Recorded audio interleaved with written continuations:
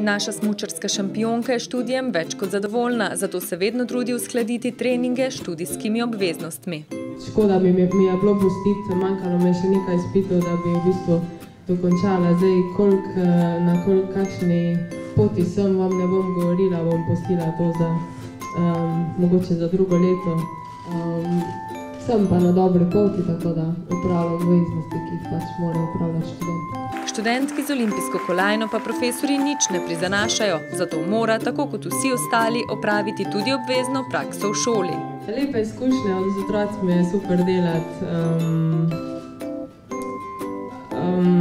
Tako sem se jih navadila v tisti eni uri, ko sem bila v bistvu v šoli, da mi je bilo kar težko oditi. Sem rekla, evo, bi še prišla takoj nazaj. Čeprav je za marsikoga študij precej naporen, je pri Tini ravno obratno. Tako rada smučam veleslalom in slalom in smuk in super G, tako tudi rada druge stvari počnem. Ne moramo skozi jesti, ne vem, testenin, moramo še probati kaj drugega. Pravi, da si ob predavanjih, učenju in opravljanju izpitov spočije misli.